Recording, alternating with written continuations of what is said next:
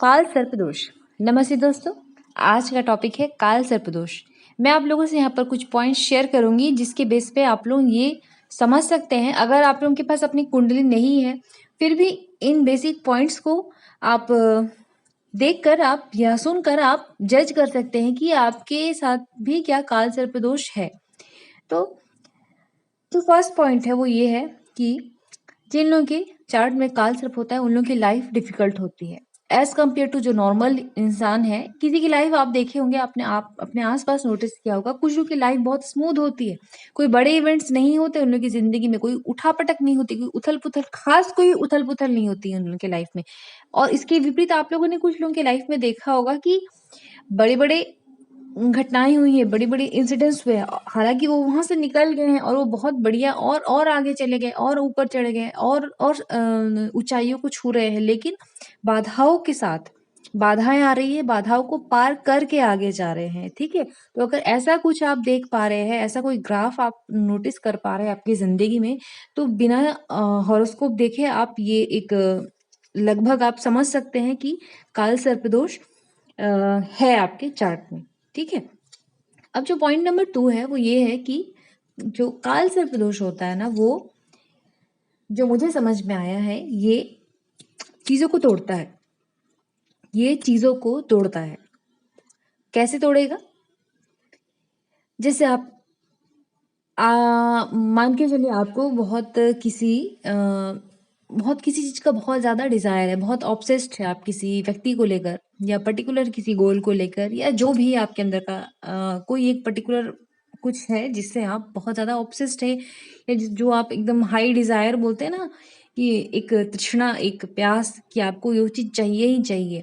लेकिन अक्सर ऐसा होता है, मैंने देखा है कि काल सर्पदोष जब होता है ना तो वो चीज़ नहीं मिलती है। मोस्ट ऑफ द टाइम मिलते मिलते नहीं मिलती है वो चीज़, है ना?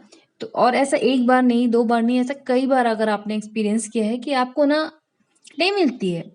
आपको कोई भी प्यारी सी चीज़, आपका कोई वो चीज़ हो सकता है, वो कुछ भी हो सकता है ना? मैंने यहाँ कुछ मेंशन नहीं किया है, पर वो कुछ भी हो सकता है, पर वो अक्सर छूट जाता है। तो फिर स्ट्रॉन्ग पॉसिबिलिटी है कि काल सर्प दोष है आपकी कुंडली में, ठीक है? अब जो नेक्स्ट पॉइंट है वो ये है कि अगर ये एक एज होता है, सर्टेन एज, ये मेरा ऑब्जर्वेशन है, ठीक है? अगेन मैं बता रही हूँ कि ये मैं अपना एक्सपीरियंस और अपना ऑब्जर्वेशन शेयर कर रही हूँ। जो पॉइंट नंबर 3 है वो ये है कि एक एज होता है पर्टिकुलर, लगभग 30, यानी 29 क्रॉस किया, जैसे ही 30 में आए तो लगभग 30 के आसपास कुछ बड़ा उपद्रव होता है। मतलब इसका जो हाईएस्ट जो अपना जो असर दिखाता है ना काल सर्पदोष, तो वो होता है लगभग 30 के आसपास। ये एक बहुत बड़ा कुछ दिखाता है, बहुत बड़ा कुछ तांडव दिखा के जाता है और लगभग 2 से 3 साल इस चीज़ को शांत होने में लगते हैं, या अगर आप मोटा-मोटा बोलेंगे ना तो लगभग 30 से लेके 32-33 की एज तक कुछ बड़ा वाला एक्सपीरियंस होता है, बहुत बड़ा वाला एक्सपीरियंस होता है ना? एकदम शॉक लग जाता है जहाँ से। तो ऐसा अगर कुछ होता है ना तो देयर इज़ अ पॉसिबिलिटी कि आपके चार्ट में काल सर्प दोष है। अब पॉइंट नंबर 4 ये है कि जिन लोगों के चार्ट में काल सर्प दोष होता है, मैंने देखा है अक्सर ऐसे लोग रिलेशनशिप फेलियर बहुत एक्सपीरियंस करते हैं, बहुत ज़्यादा रिलेशनशिप फेलियर एक्सपीरियंस करते हैं। ऐसा नहीं कि मैं ये नहीं कह रही कि ये लोग अच्छे नहीं होते या ये लॉयल नहीं होते या इनमें कोई गुड क्वालिटीज़ नहीं होती, लेकिन अक्सर किसी भी कारण से प्यार में इनको सफलता नहीं मिलती है या बहुत कम मिलती है, ऐसा होता है। वही मैंने कहा ना कि जो प्यारी चीज़ है, जो या कोई भी चीज़ को लेकर जब कोई ऑब्सेस्ड है तो वो चीज़ अलग हो जाती है। तो ये भी एक मैंने देखा है काल सर्प दोष होने पर ये भी होता है कि चीज़ें होते-होते नहीं होती है। किसी प्रकार से टूट जाती है ना? अब जो नेक्स्ट पॉइंट है वो ये है कि आप, हाँ, अब यहाँ पर आप एक क्लियर एक मैथमेटिकली आप देख सकते हैं। अगर आप लोगों के पास अपनी एस्ट्रोलॉजी चार्ट है, अगर आपको रीड करना नहीं भी आता है, लेकिन आप सिंपली उसे देख कर भी आप समझ सकते हैं कि काल सर्पदोष है कि नहीं, ठीक है? तो यहाँ पे 2 कंडीशन अगेन अप्लाई कर रही हूँ मैं। कंडीशन 1 है कि प्रबल काल सर्प होगा और कंडीशन 2 है कि आंशिक काल सर्प होगा। प्रबल काल सर्प यानी कि स्ट्रॉन्ग काल सर्प और आंशिक काल सर्प यानी कि उससे थोड़ा-सा कम, असर जो होगा उससे थोड़ा-सा कम होगा। अब आप अपने एस्ट्रोलॉजी चार्ट को देखिएगा, वहां पर आप देखिएगा राहु और केतु का एक्सिस। ठीक है, आपको कुंडली देखनी नहीं आती कोई बात नहीं, आप सिंपल ऑब्जर्वेशन करके भी ये फाइंड आउट कर सकते हैं।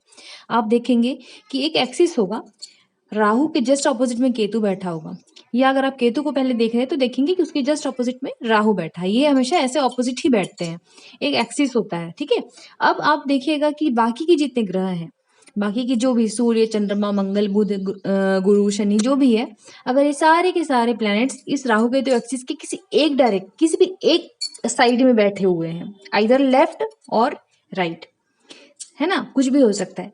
अगर सारे ग्रह इस राहु केतु एक्सिस के किसी भी एक जगह पे इकट्ठे हो गए हैं ना, एक ही दिशा में, एक ही डायरेक्शन में, और दूसरा साइड पूरा खाली है, तो इसका मतलब है कि स्ट्रॉन्ग काल सर्प दोष है।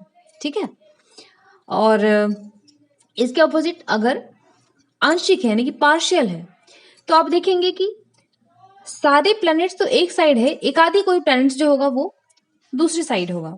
फॉर एग्जाम्पल, आप एक एग्जाम्पल समझते हैं कि अगर आपका राहु केतु समझ लीजिए 1/7 एक्सिस में है, ठीक है, अब आपके जो बाकी जो ग्रह हैं, सूर्य, मंगल, गुरु, बुध, चंद्रमा, वो उसके राइट साइड में है, उस 1/7 के दाहिने दाहिने साइड में सारे के सारे ग्रह बैठे हुए हैं। और मान के चलिए कोई एक ग्रह है, फॉर एग्जाम्पल शनि, कोई एक ग्रह शनि है जो लेफ्ट में चला गया है, लेफ्ट में जाकर के बैठ गया है।